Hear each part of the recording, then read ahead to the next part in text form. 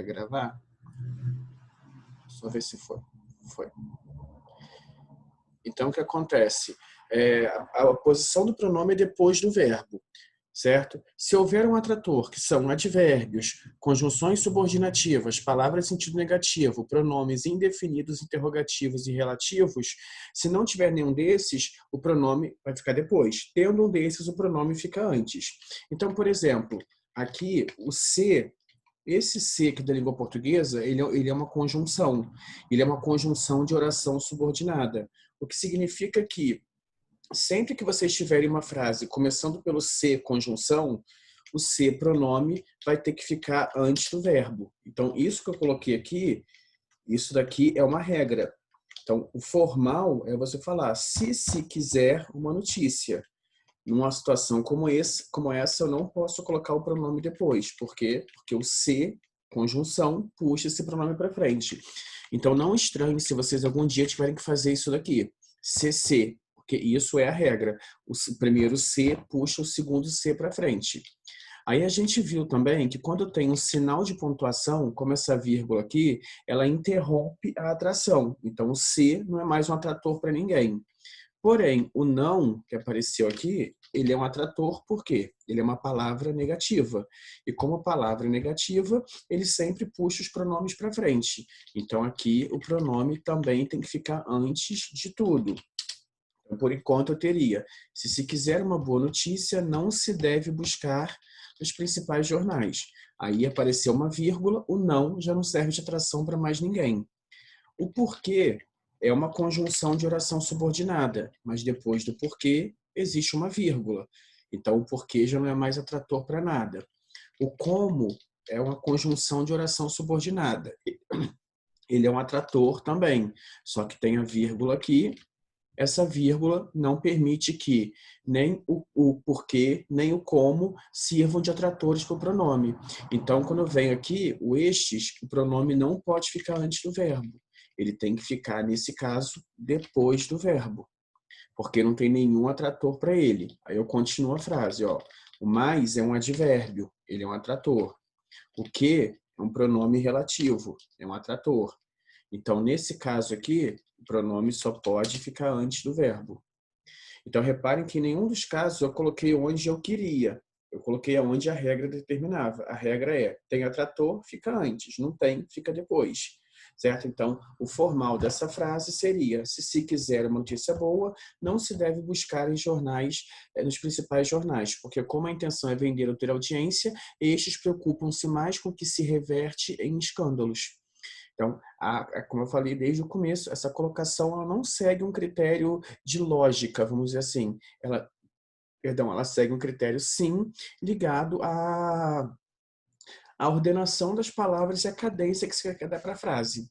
Tá? Esses casos que eu comentei aqui, que são os mais recorrentes que vocês vão encontrar ao ter que escrever, por exemplo, uma redação. Alguém não entendeu alguma dessas coisas que eu coloquei aqui? Ou todo mundo conseguiu entender tranquilamente? Professor, eu entendi só a primeira colocação. Você não entendeu a primeira? Não. Tá, eu vou te explicar de novo. Esse primeiro C aqui, deixa eu até botar um asterisco que eu vou explicar aqui embaixo para você. Tá? Na língua portuguesa, o C não precisa ficar colado com o verbo. Eita. Qualquer C que não precisa ficar colado com o verbo, como nesse caso, ó, o primeiro C, eu posso colocar uma palavra entre ele e o verbo.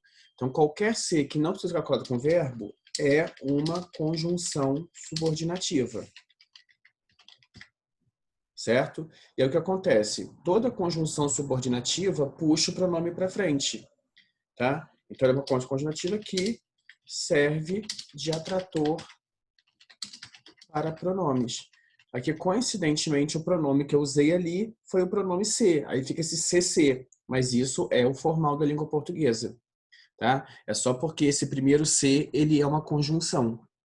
Quando vocês tiverem dúvida se o ser é uma conjunção ou um pronome, é só botar aqui uma dica, tá? Para vocês. Se eu falar assim, por exemplo, olha,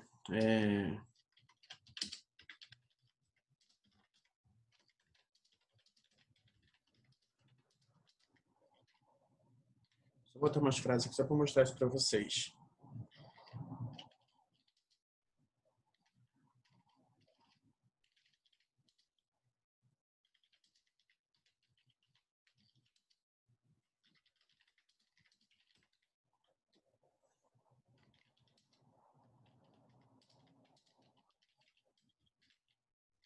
Quando vocês quiserem saber o que um ser na língua portuguesa existem 3 tipos de ser na língua portuguesa. 2 são conjunção e 1 é pronome, tá?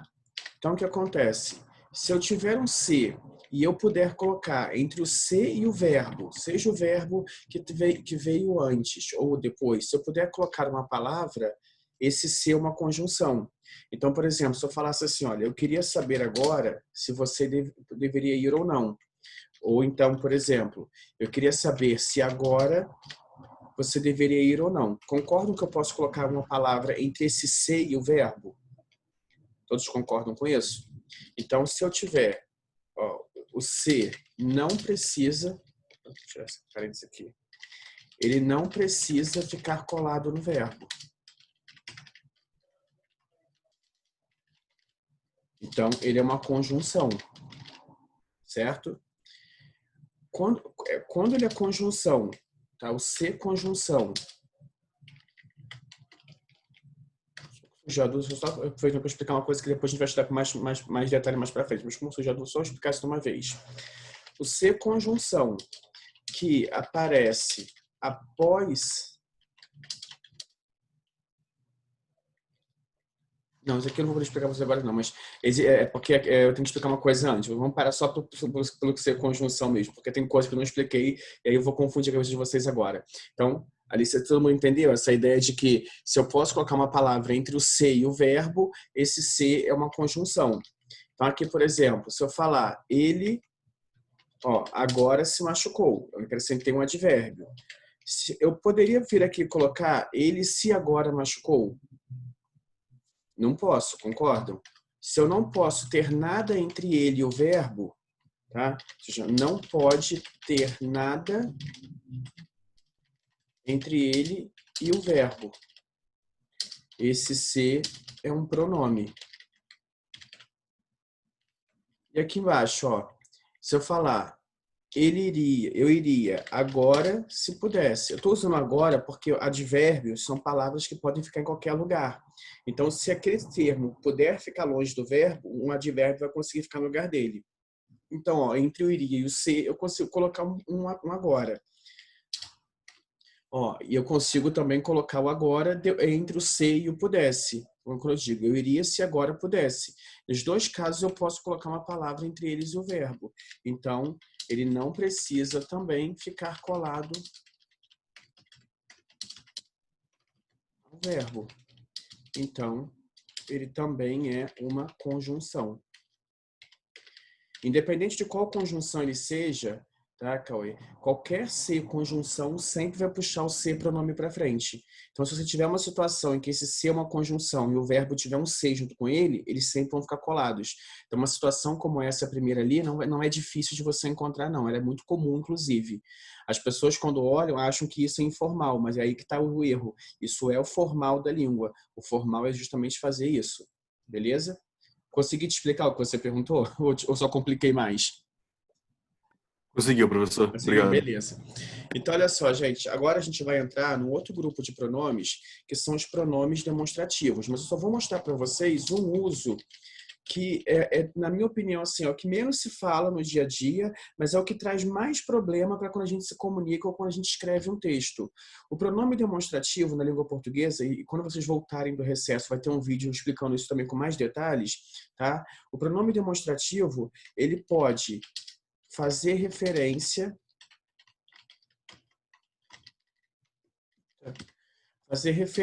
a um objeto no espaço, ou seja, dizer se esse objeto está perto ou está longe, a um período no tempo e a um termo na frase. Ou seja, ele tem 3 empregos. O pronome demonstrativo é o termo que faz referência. Então, ele faz referência. Eu consigo, com o pronome, dizer se um objeto está perto ou está longe. Eu consigo dizer, fazer referência a uma palavra, mas o que eu quero explicar para vocês hoje é isso daqui. É como a gente usa o pronome demonstrativo para fazer referência a um momento no tempo, que é o caso que as pessoas mais têm dificuldade de usar. Eu, como sou professor de português, tem hora que eu estou conversando com as pessoas falam alguma coisa, aí a pessoa fala assim, não, essa semana, aí se isso acontecer com vocês na sala, só vou perguntar, quando? Porque quando as pessoas falam essa semana, essa com SS, essa semana, ou é a semana passada ou é a semana que vem. Nunca é a semana atual. E as pessoas usam isso o tempo inteiro. Tipo, esse mês, essa semana, o pronome que tem o SS, ele nunca indica presente, ele sempre indica passado ou futuro. Então, uma pessoa que sabe como eu, quando a pessoa fala assim, e essa semana eu vou fazer não sei o quê. Na minha cabeça essa semana é semana que vem. Mas a pessoa quer dizer que é a semana em que a gente está. Ou seja, quem faz esse tipo de coisa, não sei se vocês fazem isso, vocês já se pegam fazendo isso, vocês estão usando o pronome da forma errada, vamos dizer assim. Então, só para quem não lembra, os pronomes demonstrativos são esses daqui. Ó. Vou botar aqui, ó, primeira pessoa, vou precisar explicar isso. É o este, o esta e o isto.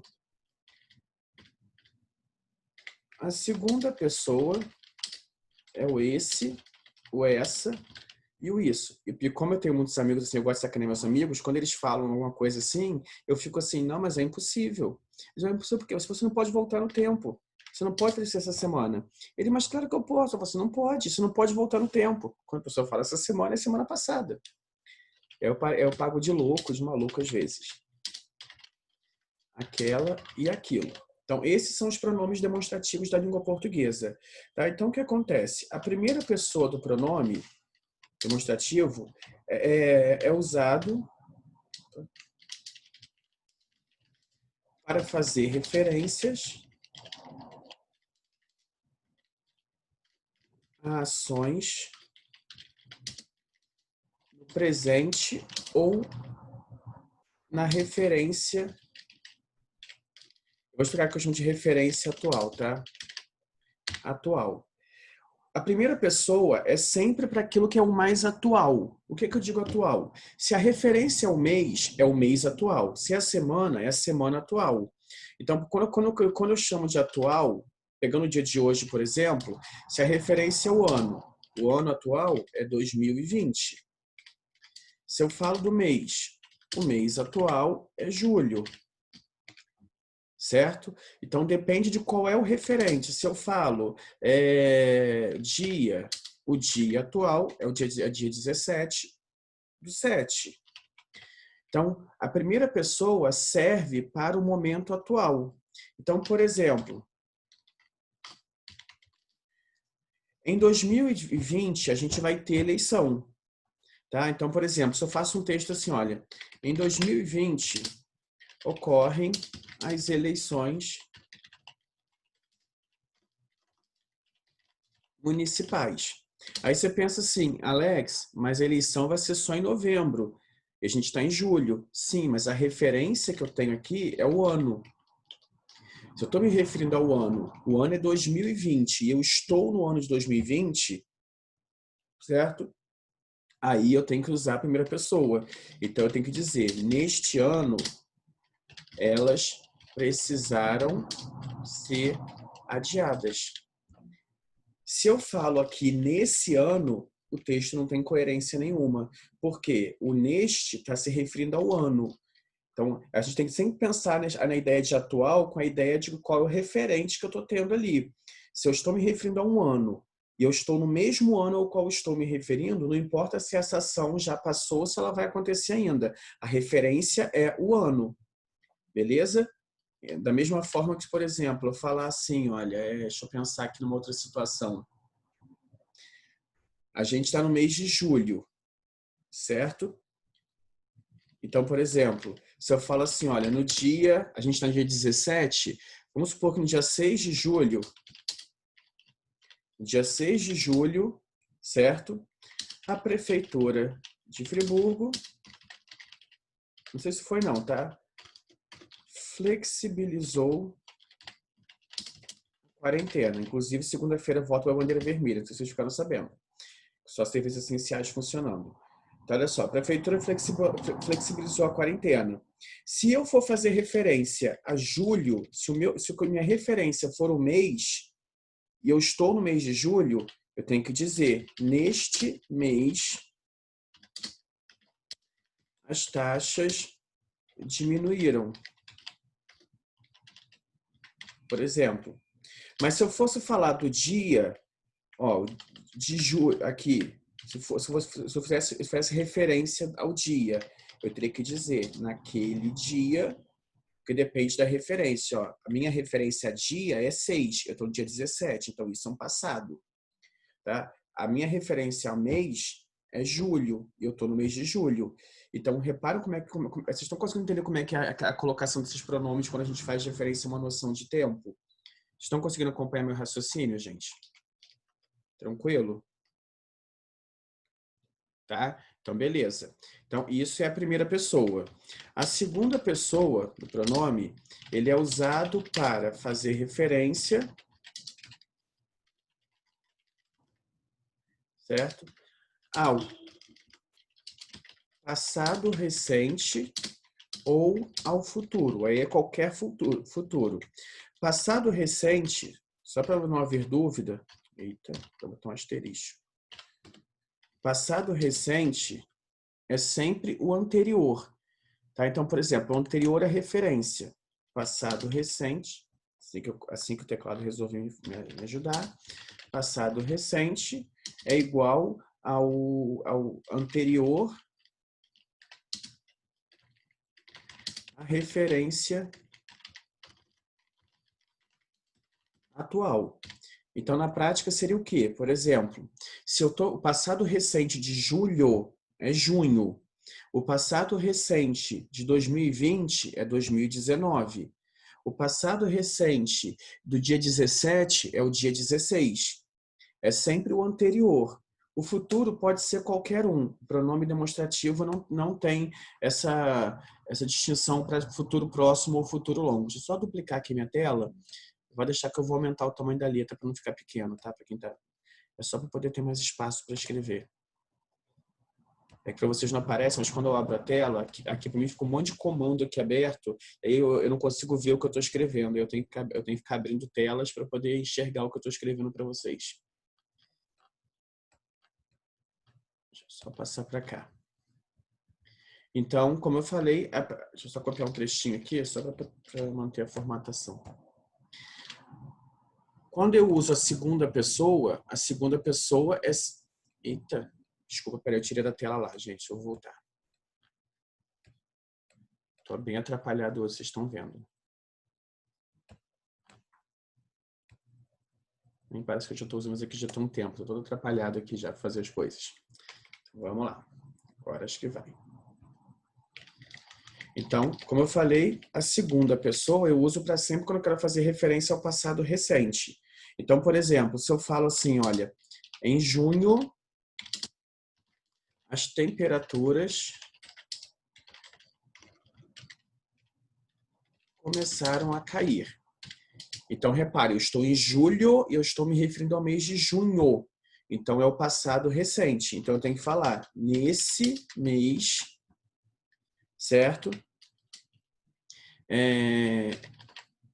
Entramos na temporada de inverno. Porque eu estou em julho fazendo referência ao mês de junho, que é o passado recente. Tá? Então, por exemplo, se eu falo assim, olha, a gente está no dia 17, dia 10 foi semana passada, certo? Então, se eu falo dia 10 foi marcante, por algum motivo, mas não foi, não, mas só fingir. Se eu for fazer referência ao dia já não vai ser mais o dia anterior, então já é um passado remoto. Mas se eu for fazer referência à semana, então eu diria, nessa semana, se eu falei dia 10 e nessa semana, eu estou falando a semana do dia 10, que é a semana passada, certo? Nessa semana, muitas coisas aconteceram. Beleza? Deu para entender isso sem problemas? Eu só ver rapidinho que a mensagem que a coordenação me mandou agora. Só um instantinho, gente. Então, a gente tem primeira pessoa para coisas que são atuais, segunda pessoa para aquele passado recente ou qualquer futuro. Então, se eu vou falar, por exemplo, assim, olha, em breve, aí não preciso nem terminar o futuro, surgirão vacinas para eliminar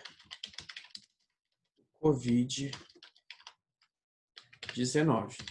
Então, ó, em breve, qualquer futuro já é sempre segunda pessoa. Então, eu vou botar nesse dia, ou seja, o dia em que acontecer.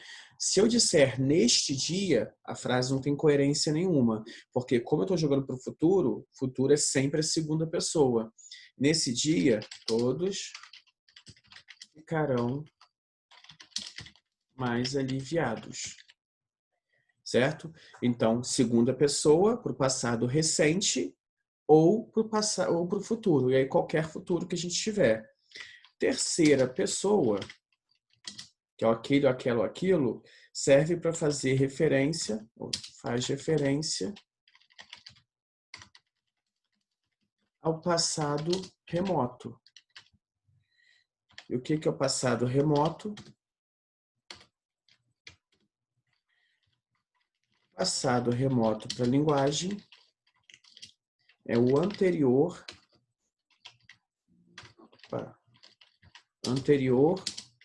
ao anterior. Literalmente isso. Como assim? Na prática, se eu falar assim, olha, se eu estou em julho, estou sempre usando o mês que a gente está para ficar mais para vocês entenderem. Julho é o mês atual, certo? Junho é o passado recente. Se eu falo, portanto, maio já é o passado remoto, certo? Se eu estou falando, por exemplo, hoje é dia 17. Dia 17 é o atual. Dia 16 é o passado recente. Dia 15 já é o passado remoto. Então, eu não entendo esse passado remoto como tendo ser uma coisa muito distante, não. É só tipo o anterior do anterior. O mais anterior é o passado recente. Qualquer coisa ali para trás já é passado remoto. Tá? Então, na prática, se eu falo assim, olha, deixa eu pensar aqui. Vou botar em maio mesmo. Em maio comemorou-se o Dia das Mães. Naquele mês,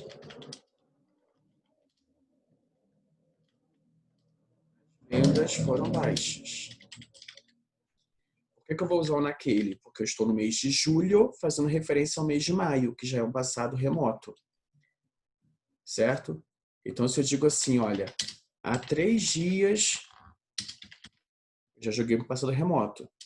Há 3 dias aconteceu um fato inusitado em Friburgo.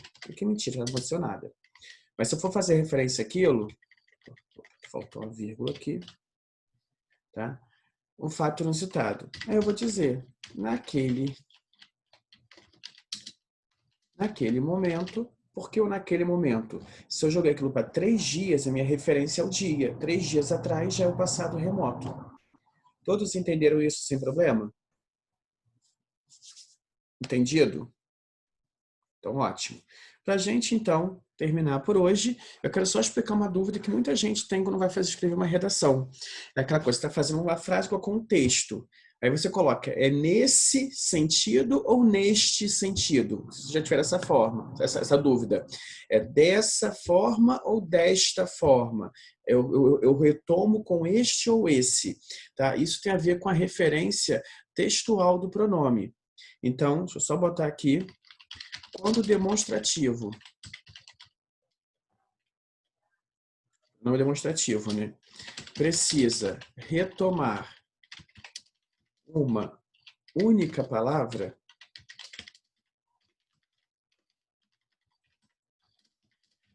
a decisão de qual usar depende onde na frase o termo está. Eu vou simular 3 possibilidades aqui. Deixa eu botar aqui uma frase.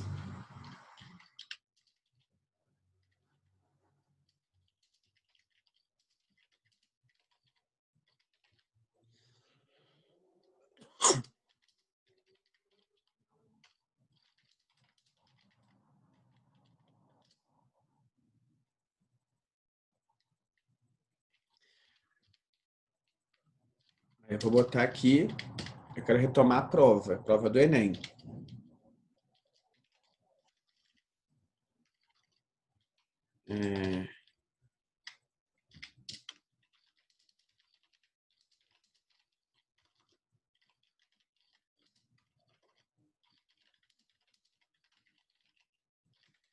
Olha só, eu vou repetir essa frase aqui.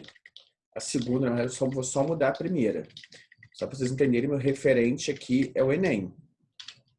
Tá? Deixa eu só copiar essas 2 frases.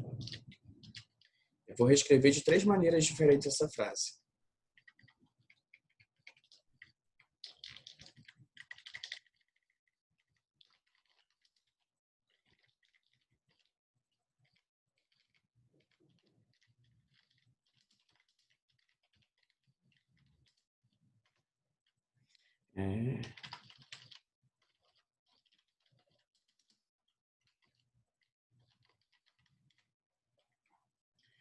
Então, aqui, olha, o referente está aqui. Na terceira possibilidade,